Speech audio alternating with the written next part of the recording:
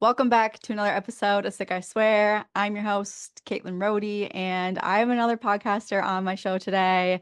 TyePod is here, and he is here to share disability advocacy, chronic illness stories, getting the word out, and really furthering the voices of the disabled spaces. And it's so good to have you here. Thank you for joining me. I know a little bit about you, but I want to Mhm. know much more about your journey, where this all started and kind of what you're diagnosed with. Right. Well, it's Duchenne muscular dystrophy is what I have, and interestingly enough, I didn't it wasn't confirmed until like the last couple years, and I've had symptoms going all the way back to when I was 7 or 8. There were some muscle weakness signs when I was young at that point, and then it sort of slowly progressed with over time with muscle weakness and some falls and losing leg function and eventually needing a motorized wheelchair, and I was using that around fifth or sixth grade, so starting middle school.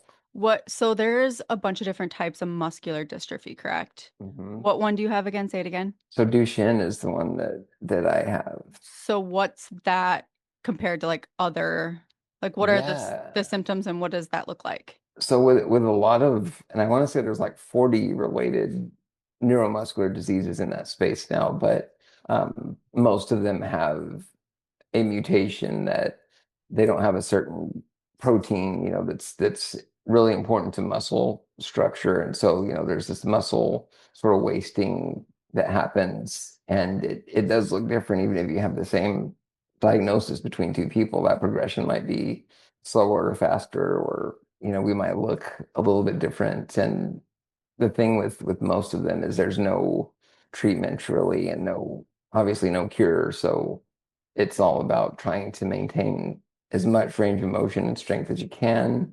And sometimes they prescribe steroids, which in my case that was actually much worse. So I had to get off of those fairly quickly. Um, so yeah, it's been kind of just adapting and inventing new versions of myself, over time based on where the disease is. So you said this started around middle school. How old are you now? So I am about to turn, well, I'm 36 right now. So you started in middle school. How was that going through school and feeling like this? So, for the most part, early on, it was just with sports or like physical education classes. I would be slower, and there would be more falls. And that's the falls is what actually led me to needing the wheelchair right away because it was a preventative, and especially when you're in a school environment, you need to switch buildings and go to the playground or whatever, and that became dangerous, obviously, because I could fall and break something. So I started using it was like the three-wheel like scooters that you kind of see in the grocery stores and things Yeah, now. okay. So that was the first one I started using, and that was only just when I had to go long distance. I was still ambulatory in small spaces. And then through, I want to say when I was around 15, 16 is when I became almost completely dependent on a power wheelchair, and that's more of the upright seated chair that you see people using now. So, it came with a lot of challenges, obviously, trying to figure out like how to get through doorways as I lost strength, and like once you get in the building, if there's automatic doors on the outside, there's usually nothing inside. So you're trying to figure out how to navigate that and time everything where maybe you catch someone opening a door and you can go through, or, there's a lot more just planning and worrying about little things for access. Now, that was one of the bigger issues that I had. The accessibility. Yeah, Do yeah, you feel like since, I don't know, however many years ago, I'm gonna math that to yeah. now there's more accessibility, or do you feel like it's kind of just not really changed much? Yes and no. I think I've seen brand new buildings built at university that had zero push button doors. And I'm sitting there like, how do they go through construction with the ADA and things like that and not have Yeah, like how is any that up kind of to push button? code? Right. And so eventually they got it, because I talked to them, and then some other mentors or professors talked with them too. And it was just like, you've got to make this accessible. And then I did have a really good experience in graduate school. I have my advisors then, and like one of the she wasn't a secretary, but she was like a student coordinator. They worked on getting push buttons inside the building because I had an office and I obviously needed access to, there were some biomedical labs and then restrooms. And so they actually got push buttons installed in all those locations inside, which is honestly the first time I've ever seen that done. And it even had, the tricky part was you had to keep the labs locked.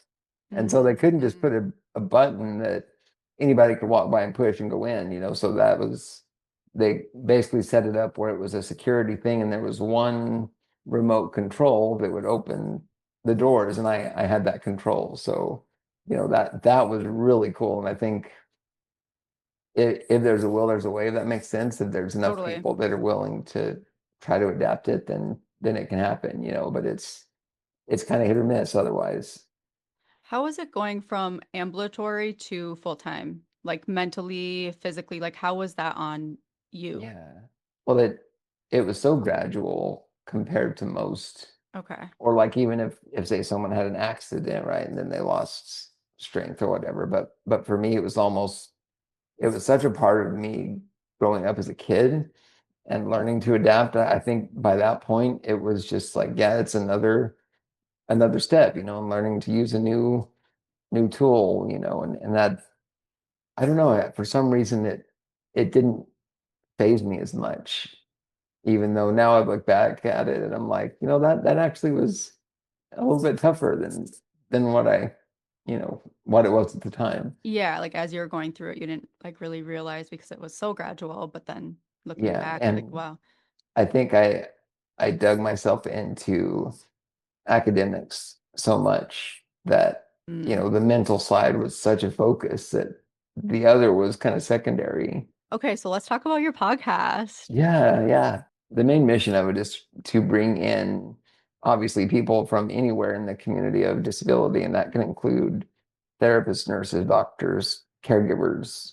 I've had a few different therapists on, you know, like I'm trying to get a little more of a comprehensive idea of disability and access and how different conditions affect different people. So that's that's the mission of it. And it started out, it's interesting. I had started doing Instagram, social media, doing some visual content, reels and carousels and that kind of thing. And I thought, well, maybe a podcast is in the future at some point, but Yeah. it was going to take, in my mind, I thought a long list of things to get to that point. It was interesting. There was one person, I think her name was Jennifer Kane, and I think she has either EDS or something similar.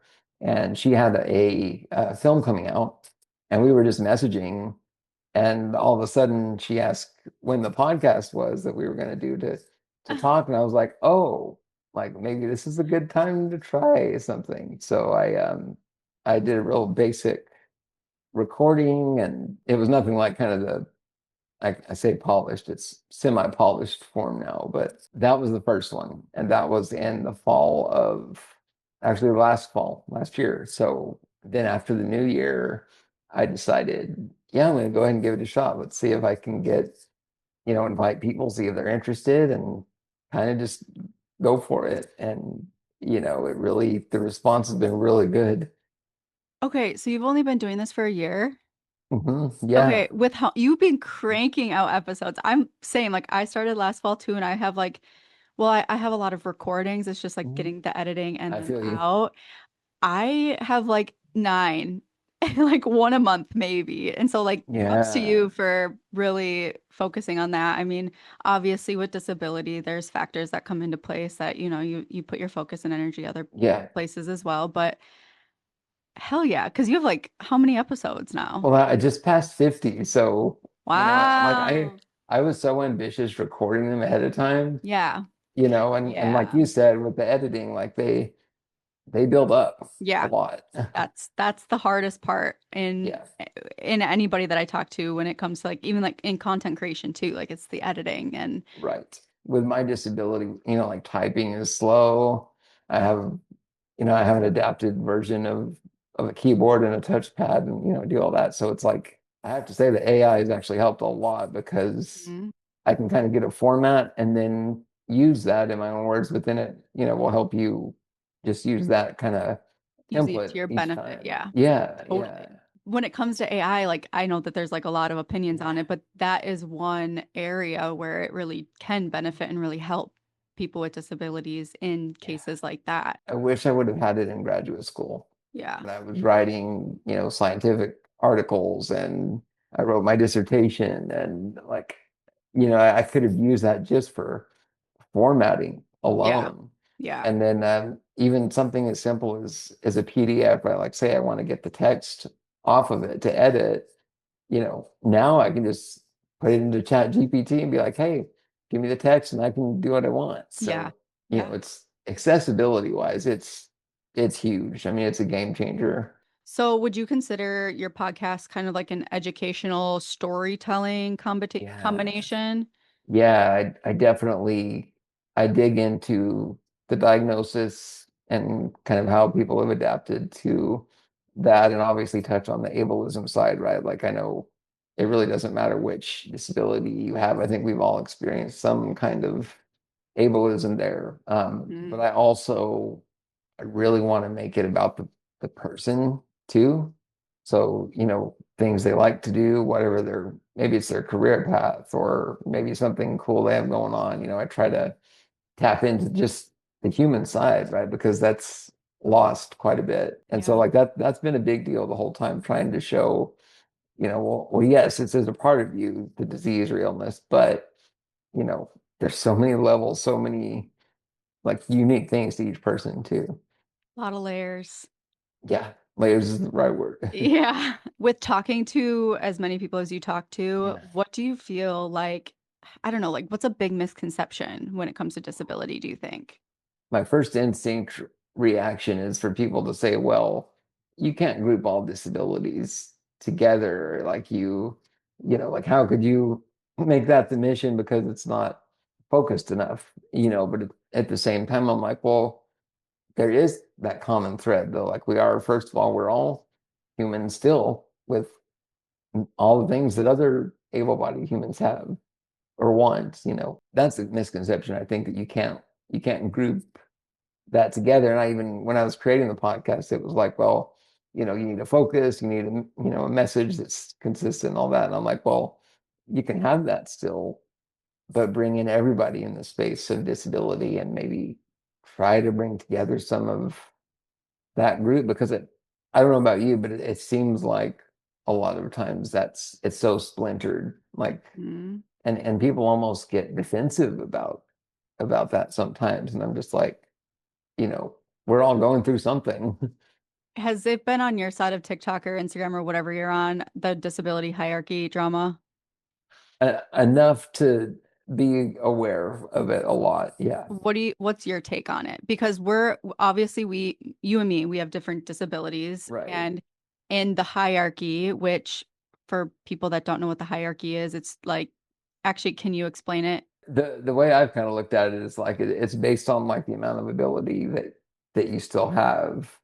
Right. And so like I mean from a wheelchair sense, I guess you could say, well, say someone's paralyzed waist down, but they have a full function upper body, like they can do many, many things, that someone, well, like me in a power wheelchair with more severe weakness, like there's no way. I do feel like there's ableism built into that, right? Like the more function you still have, the more ableist you can be for sure. And Totally. and some of that's intentional, some of it's not, but that's kind of how I look at it. But I think the root of it is the yeah, ableism yeah, for sure. Because yes, there are many different disabilities, and a lot of different disabilities require different needs. There's different like care levels. One person might have this level of care, the other person might need much more care, and hmm vice versa, or treatments, or whatever you want to call it. And at the end of the day, we all share the common experience of being disabled, and that is a hard thing in life to go through. And regardless of what disability you have, I think at the end of the day, it's disability. And that's not to disregard the fact that there are people that have more needs. right. No, I totally agree with that, and that again kind of ties back to the podcast format, is like obviously ableism is going to be something that, you know, potentially everybody, I have it on certain things too, you know, even if I'm not aware. And so it's a thing where the empathy factor is still important. Like, Yes. and sometimes We lose that these days. we do, and it's too easy. Yeah, yeah. And then I mean, obviously, like comments on social media, they go crazy. You know, many of us have seen a lot of those negative ones, and Hmm. I don't know, there's still just too much. It's too much like readiness for conflict. You know, like people just start looking for it sometimes. What do you think is a better way for people to be an ally to the disabled community? The big one is to just have conversations, you know, with, and not like, oh, what's wrong with your legs, or what, you know, like from that standpoint, but like, you know, learning about, well, how do you do certain things? How do you, you know, go through day-to-day activities, like, and even like podcasts, right? Like if more disabled people are part of not just disability focused podcasts, but just like other parts of society, you know, just I think bringing those voices in is big, and just listening, like asking questions about how you do certain things, and kind of that listening and awareness. And like an example is I've had professors that didn't know that I had issues with where like the push button door was placed, Mm. or whatever. Like I visited with some, and it wasn't, they weren't coming from a place of intentional, like not paying attention or not being aware. It's how would you know, or how can you be expected to when you haven't A, dealt with it yourself, or B, seen somebody else, you know, deal with it. And so I think that's the big thing, is just conversations about, you know, what's going on. What does your care look like? How does your day to day look like? Do you Yeah. live alone? Do you live with somebody? My parents are my primary Okay. caregivers right now, and they have been obviously for the entire time. And we recently moved from New Mexico. We've been there 30 plus years actually, and we had family out here, and so we moved. And so obviously, like the caregiving dynamic is, we had to adapt, figure out the new home space and making all that work. And then I've been looking into some outside hired care just here and there, and it's been an interesting challenge, and I know many people have dealt with it for many more years than me, trying to coordinate outside care, you know, and that space is exhausting. I Finding someone who's consistent, you know, obviously. so you have been in the process of trying to find it, or you have had experience with in-home care already? So I've had very minimal, but Okay. I didn't talk about this really yet either, but I did have a kind of a big, I guess, progression or big loss of function with a gallbladder surgery I had a couple years ago. Mm. And so that required me to be, you know, in ICU, and I had to get a ventilator and a tracheostomy and those kind of things. So all of a sudden the dependence became, you know, much more than even like 6 years ago or 5 years ago. So that dynamic has changed, where now I don't have a lot of outside care, but I realize that I need to find options, you know, to have, if nothing else, in an emergency case. But I have had a couple out here since we moved, and you know, one of them already left, and then another one had to leave suddenly, and it's a semi-rural area that I'm in. It's an interesting process, I'll just say that. How is it being finding like your independence when needing a lot of care? Oof. Yeah, that's a loaded question for sure, because that's been a almost a lifelong, you know, constant battle to change and adapt to that. And obviously, like, well, for example, when I was in college, you know, outside of like having to meet caregivers, you know, every few hours with classes and everything, it was also like a social thing, because I was still living at home and commuting about 40 minutes one way each day to get to the campus, you know. And so like anything after classes, any study sessions in the evenings, or really early mornings if there were exams, then it was like how do I navigate that, and how do I go into the classroom and take care of obviously whatever I need to there from the course requirements, but then, all the planning and, and obviously some anxiety for sure, like getting to class on time Mhm. was, and let me say, it's good to have a wheelchair that has some speed because there were a few days, where it was like right at the start of Rank it. class. Yep. Yeah. Yeah.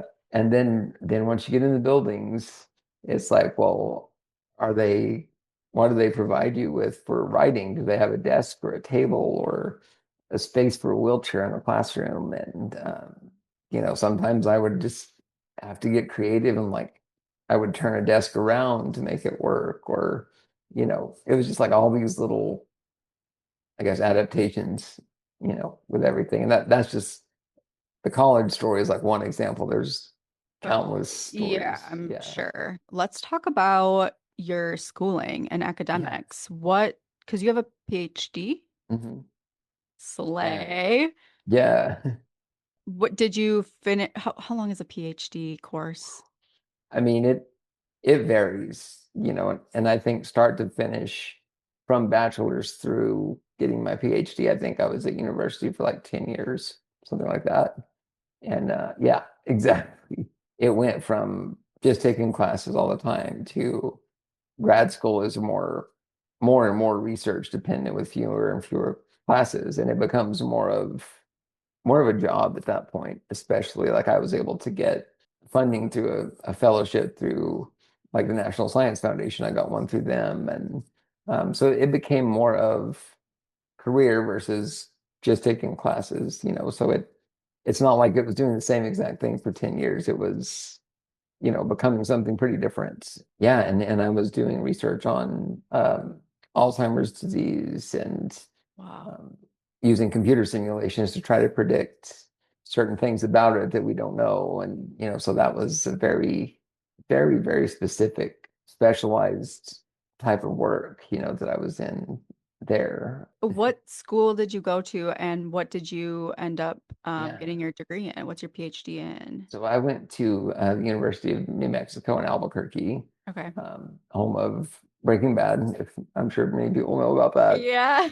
And the balloon fiesta, which that's more of a positive side. But no, I went to that university, and my degree was in biomedical engineering for the PhD, and that was I was on my way to becoming a research professor and teaching classes and all of those kind of things. And that's when, obviously pandemic kind of upended Oh, everything. right. But Yeah. then also some of the health advancements, and I'm not going to lie, I think the stress of COVID probably pushed my body into what led to me not being able to even work anymore, and with my care situation and the ventilator and stuff, it's like I don't have 100 hours, 80 hours a week to give to a job as a professor. And it was just, I had to reinvent and figure out like, well, can I pivot to do something productive, something fulfilling that I am passionate about that obviously looks very different than what I was going to be doing. Can you explain to Yeah. someone like me what exactly biomedical engineering is? It's actually really, really diverse. Like Okay. it is so interdisciplinary. Like you have elements of chemistry, but then biology, math. It's just this huge like melting pot of skills and projects. And you have to become fairly aware of a bunch of different spaces to make it work, and my research was all based on the computer, simulations, which there was more like physics and math kind of involved there too, and computer science. But then you also were having conversations every week with people doing lab work on, like, say, mice, if they were doing experiments there, or other kind of things in the lab. So like it's really, I mean, it's all tied to health and medicine and making kind of the world a better place from a health type standpoint. How do you think that shifts when it's led by people in the disabled space? Do you feel like Well, it takes a different, you have like a different yeah, perspective? Obviously, you have a different perspective on it. I do, and the interesting thing is for me, I feel like I was a little more creative, and adapting and like artistic in some ways. And so that's like not always part of the math and science world, So I like to think that it brought some balance. And I think that disability in general, like whatever field we're in, it does bring some balance, like another way of thinking about things, maybe that it's really nice when you combine it with more of the quote unquote traditional sense of, what the degree or what the research looks like, if that makes sense. Totally. Yeah. Was your ultimate goal to become a professor, teach it, or what was your Yeah. goal with this? I definitely was thinking something with the computer modeling simulations related to disease, maybe not Alzheimer's specifically after college, but maybe muscular dystrophy like that. That was something in the back of my mind always, like, oh, well, maybe I could study my own disease, and figure out a way to understand it better. So the research side was where I was gonna go, but then at a university, you always bring in teaching too. Like you usually always do both if Mm, you're in kind of one of the science or technology math degrees. And so that was something I was trying to get more experience with that was more challenging for me, like a full class of students versus what I liked kind of the one-on-one or like three of us working on something at once, but then you bring in a full class and disability wise too, like there's a whole nother set of issues there. I didn't have to get too far into all the teaching challenges, when basically my body was like, nope, yeah. you're done for a little while. Okay, so does this fall into biomedical engineering? Like if you could design one innovation Yeah. that would be helpful in a disabled space, what would it be? Like, have you ever thought about that? It, yeah, I did. And in fact, that's my research had kind of pivoted even just a little bit at the very end to was there adaptive devices we could design, like maybe at a hackathon or come up with something that would help, any day-to-day thing. And one project that was really cool was we were looking at some way to open or interact with elevators in a better way because with my disease, I couldn't reach the buttons, and especially if they were like really flat.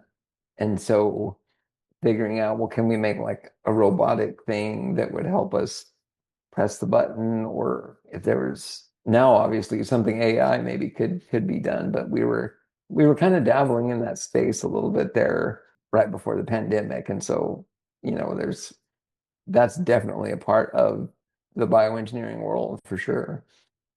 And I love that there's a disabled perspective on that because we need so much more representation there, I think. And it's really awesome that you did that and have Yeah, that it was behind your great. belt. Yeah. Yeah, and like I think that really highlights something too that's really important of, the user experience, bringing in like talk to the people that are going to be using the technology because Mm, you can have the most amazing state of the art, like Tony Stark type, advancement, but if it doesn't work for the person who needs it, what's the it's a point? total waste, Yeah. and maybe it's something simpler. Maybe it's something very, very basic that you can come up with to solve the problem, So I think there's always that trade-off of how fancy high tech do I want it versus is it going to get the job done? Hmm. Yeah. Yeah. So it was nice to be able to influence that a little bit and be like, no, you got to think about the actual user. Yeah. Yeah. I mean, because Yeah. that's who's going to be using it. So you And might as well that's get the that. expert person, right, on what that need is. Yeah. We might have already kind of touched on this, but what do you feel like was your biggest challenge going through school? Yeah, I think keeping the independence, Okay. like, and it's a battle that I feel like I fight and my family and friends have fought. It's like, well, what's the right balance between, yes, I want to have a career and a social life and do all these other things, but also it's important to take care of the caregiving side or like, like the family dynamics, like that's an important thing to keep going too. And so I think that trade-off on how much time do I devote to each thing, like also when you're going to like a social event, for example, if you have a caregiver, they're waiting for you. And so if you're staying somewhere 8, 10 hours or something, like it's not always feasible, and so you have to give and take a lot on what things you do and obviously only certain people fit kind of that. Like I have to have a certain kind of friend almost to be able to do something, outside the home, Hmm. which obviously now with Zoom and social media and like that's been one of the saving things for me, I think, is I've met, some of my very, very best friends now on just online in the last 3 years. And it's, like it's a balance, but it's brought, even though it might seem like physical independence is not a thing, like internet and connecting to people online. And I feel like I've built back up an independent side of me that honestly I think we all kind of need to have. I think also having the podcast, I think that's a really good way. This is speaking for you, but in my opinion, I feel like that's a really good way for independence because you get to really manage that and have that be your own Yeah, and have that community built too. And I think that that's a very positive thing. I do too. I do too. And having some level of control over part of your life is nice. And then I joke that yeah, I've had podcasts with people in Canada and Holland and England. Like I joked that I'm like world traveling, with like right through my screen or something Through like that. technology, Yeah, yeah. yeah. So that's kind of a unique perspective, I guess, of it. But I agree with what you're saying. Like it brings something that you have control over. You can structure it the way you want. And the nice Yeah, thing for me is it's basically my own, like I'm my own boss on that, right? Like totally. I control the style, the format, who's on. What has Yeah. been the most rewarding thing when it comes to like advocacy and talking to people? I mean, the easy answer is just getting other perspectives Yeah, outside of my own, which is pretty huge. And like I think what's cool too about it is, not everybody is hundreds of thousands of followers or, like that's very few of this disability space, and like we need those are kind of like the people on the front lines or something, I almost feel like. But yeah, there's so many stories that don't get told. And like someone that maybe has 100 followers or something, or maybe they're not even on social media, like how are they going to get their story to more totally. people? So like that's been a really cool thing is I've had some that I just really feel like they needed to get their story out. What's been the biggest challenge? Ooh, I think that the funny one is time zones because I'm telling you, Mm. like Hmm. Hawaii is like 6 hours earlier, and then like UK and Holland is 6 hours later, and so it's just like there's some days where I'm sitting here scheduling and thinking, okay, I have to count 2 hours one way or the other. And And getting the time luckily, right. And yeah, yep, luckily maybe once or twice it's really caught me, but overall, knock on wood, I've managed it.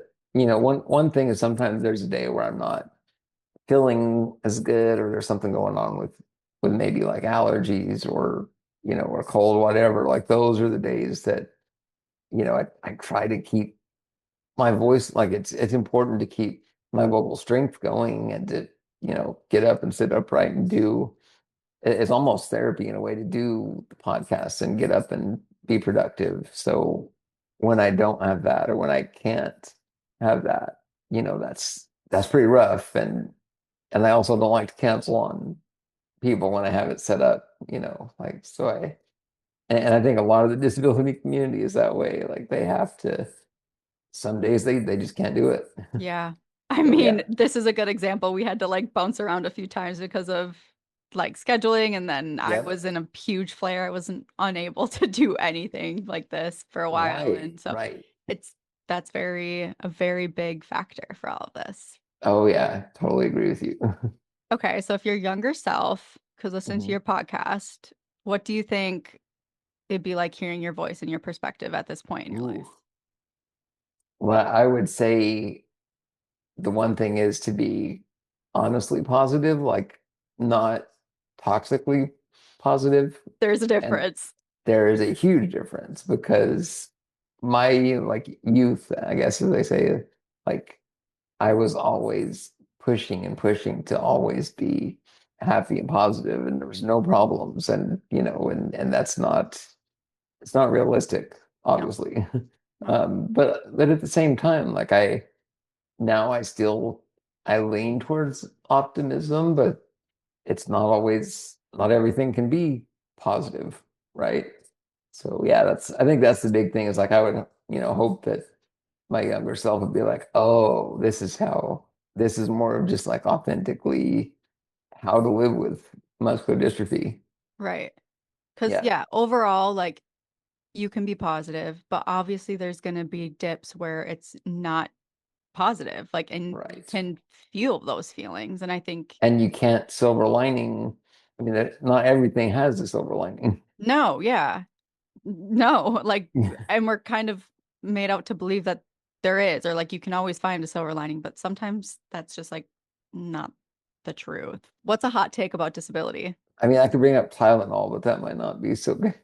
Um, yeah, I don't know. I don't know. I just feel like there's still too much disagreement in the disability space or like people giving advice when it's not like you can't like why would you give advice to somebody unless they ask for it? Like Yes. that's a really big one. Oh, and like the handicap parking spaces, like that's and I know this isn't it's not a new hot topic. It's just the amount of times that it's not provided or someone parks in it or even like the someone with invisible disabilities being judged because they have to use, you know, a placard and park in accessible parking. It's like, well, who are you to judge or to assume or know anything about the person to give them judgment or criticism, I like feel that's that to my still, core. Ty, I yeah. cannot tell you how many times I've pulled into a handicap parking spot when I've been in like a flare day and needed like Yeah. less walking. And literally these people get out of their cars and are like, "You're really gonna take that from somebody that needs it?" I'm like, I they're You're not just like there. handing these out. Like, You're like there's the damn placard hanging on the. I mean, like it's I'm not using my grandma's, I swear. Like, I don't know. is that what they probably say that They too, don't probably, they? or they think that. Like, yeah, it's they. Oh I've man, had so many people come up to me, and it's but along with it, like there's not enough handicaps parking that spaces is in a lot true. of places. Yeah, if you look at like the proportion of accessible spots is way less, and that's I almost wonder if there was some kind of universal way they could design parking, but I guess space-wise that would be almost impossible. But Yeah, you there's know, some better it's system here. I don't know. there's got to be something, but in the end too, it's like if even with the limited spots, if you could do it without the stigma and the judgment and the people commenting, and like I I am obviously very visibly disabled, but I realize like I knew it before, but even more now from all the guests I've had that maybe don't have something so obvious on the outside. It's just the other issues they have to deal with ableism and assumptions. This is just like Hmm. it's mind blowing to me how the Yeah. judgment could still be there. Yeah, Okay, so going with that, and whether this makes the podcast or not, but I feel like I'm comfortable enough talking with you about this. Um, so when it comes to somebody with visible disability versus invisible disability, you have visible, I have yeah. invisible. I think, and this is just like me telling you how I feel on the inside, and I'm getting raw and real right now, but that's like we need that. No, that's Um, great. Yeah. I hear like your story and your needs and how much care you need, and you like can't be independent the way you want to be independent. Am I saying that correctly? Like, do you wish you had more independence? I mean, elements of it, yes, for Okay. sure. And we could probably go on another full podcast on just Yeah. talking, but yeah, I And do. I was not always in a place where I was disabled. So I'm still learning the disabled community as Mhm. well. And there's a lot to learn. And I in no way mean to come off offensive in any kind of sort of this. So Yeah. if I do, like, let me know because like I'm learning. Like when I hear like stories of people that are visibly disabled, Mhm. it's hard for me not to compare myself and think I'm not disabled enough to be disabled Oh, because I have ability to live on my own. I can drive a car. I can go grocery shop. Like I can do things, but I'm in yeah. immense pain and it like I'm pushing myself and I'm flaring myself and I'm not feeling well, but I'm still able to do things. Whereas you need care Yeah. and you're not able to just go do something without having somebody help you. Is that correct? Right, right. Yeah, like it's very, very dependent on, especially leaving the house. Yeah, like Yeah. that's yeah.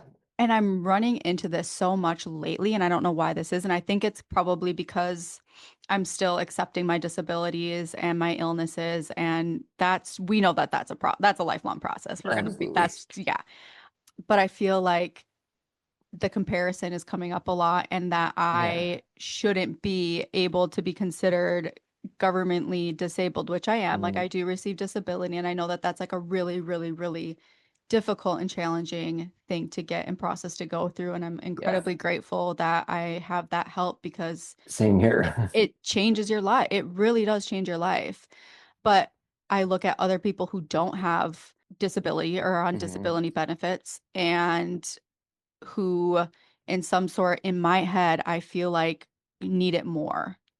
I don't know if you're following. I feel like No, I'm I, kind no, of all I over the place. totally, I get what you're saying. Yeah. And so Yeah. it's like been a really hard like mental fuck for me to like no, you do deserve this. You Yeah. are not able body like normal is a bad word, but the average person. Yeah. Yeah. Like I think, I mean, honestly, the mental fuck part of it is comparing to others, and like that's it's not a disability only thing, right? Like Right. it's like where you live, where like your upbringing, your economic status, your Mhm. race, gender, whatever. Like it's so easy to look to the side that like I want to be that, like I want those things, and I Mhm. can't have them Mhm. and so like that's I always kind of go back to that comparison and I do it all the time. Like if I Mhm. could just feel like that or do this differently or be more forward or whatever,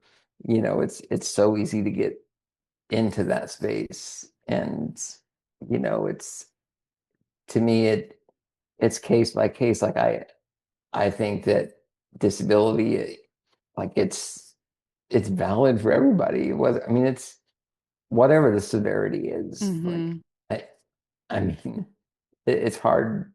I don't think you can just say that, oh, this person is clearly not, they shouldn't get anything versus this person should get, a different amount. And it's so, disability benefits are so inconsistent.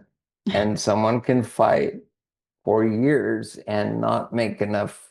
I mean, even if they get disability, it's not enough to live on, especially No. if you're in like a high cost of living place.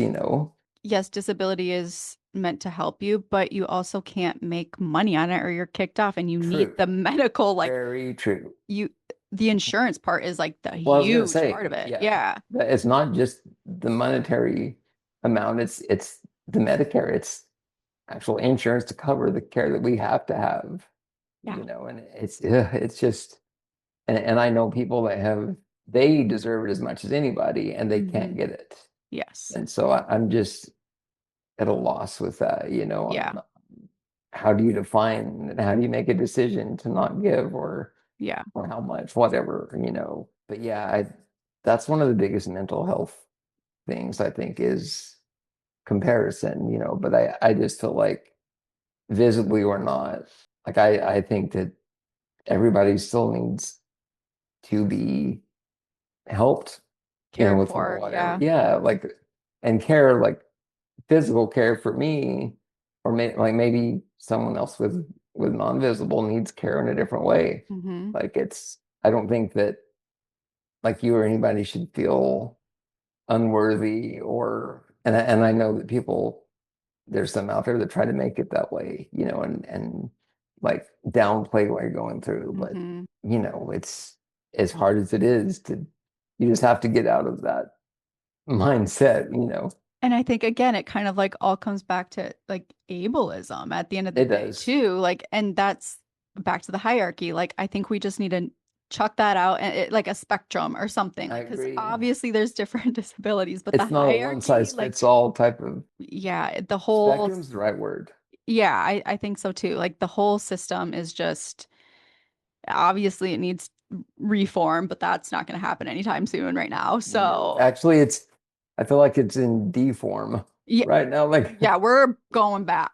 Like, yeah, it's like, okay, let's take whatever little gains we had and just chuck it cut that out. back to the Stone Age or whatever. And Yeah, yeah, it's literally insane. That could be a whole nother talk. Like that could be a series of podcasts probably, literally, but it is a scary time for the vulnerable community and the marginalized yeah, community, and and disabled people fall into that. yeah, Yeah, I think the more voices like us and so many people are speaking up, and that's just, I think, going to be a very big movement, even if it's yeah. very gradual and slow.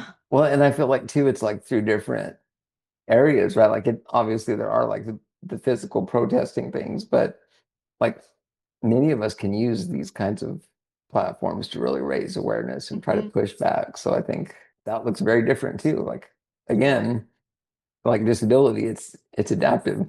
Yeah. Is your care, like if you need in-home care, is that covered by disability benefits? No. So it's a trade-off because I have Medicare, and so like that's the more federal side, and Right. that doesn't really cover any caregiving stuff. But the state, like the Medicaid level, I don't know what it's like now because I haven't really tried to use it, but I know state by state is different. But from my understanding, you can get a lot more hours of care support if you go through Medicaid, but then that's going to cut into Medicare. And then like I need a PhD in Medicare, Medicaid to actually understand like what balance, like Mhm. how do I even go about trying to get both, if Right. that's even possible. It's So yeah, that whole process. Well, I needed so much help from my parents to go through that process because that's not yeah. something that is easy at all. No, it's not. It's hard and Yeah. time consuming. Yes. I don't even know. And again, that's a factor too. Like I can't afford hours and hours of paid care, really. Right. Like your whole entire benefit that you're getting monthly then is just going right back to care. It's like there's so many other factors that you have to like I mean, like use money to food and live. rent and Yes. Yes. travel to appointments, like whatever. Totally. Or maybe like forbid that you want to go do anything fun or go on a trip or have any money for that either. So Yeah. yeah. What's like one thing you wish people asked more about muscular dystrophy? Or is there like something you wish more Ooh. people knew about it? Don't judge like by what the abilities are on like what and also like don't assume there's something mentally there as well. You know what I mean? Like it's not always both. It's you can have the physical disability, but then like in your mind and your brain, like it's so scary how much more active I feel like my brain is in my body. And that balance is crazy to try to maintain or figure out how Yeah. to deal with. And so like that, I think don't assume that we don't want to do things Mhm. or don't want to have a family, travel, all those, all the things. Well, I've had you for an hour and I really appreciate you coming on and talking and sharing your story and advocacy and everything about disability in these days and what it's like to live with Yeah. it. And oh my God, where can we find you? Drop your socials. Oh yeah, yeah. Well, Instagram's the main one. It's doctor, so DR period, and then TyeDMartin. That's me on Instagram. And then like Spotify, YouTube is where the TyePod is, the podcast. And if people want to check it out, either one of those are out there. Y'all better go check it out. Yep, yep. It's just casual conversations within the disability community. So Thanks for putting up the good fight. definitely we'll we'll keep it going, right? We're not stopping anytime soon. It's like Nope, we can't. can't. We literally can't. No choice. Definitely can't. Yeah. No, but it's been great on being with you on the show here, Caitlin. And Yeah. yeah. Thank you. And we'll chat soon. All right, you guys, make sure, as always, you follow, rate, hit that subscribe button so you can get notifications when a new episode is coming out. Sick I Swear podcast on socials. And make sure you go follow TyePod, and Dr. Tye Martin on the socials. And I will link all that below. Have a good rest of your week, you guys. And happy motherfucking healing.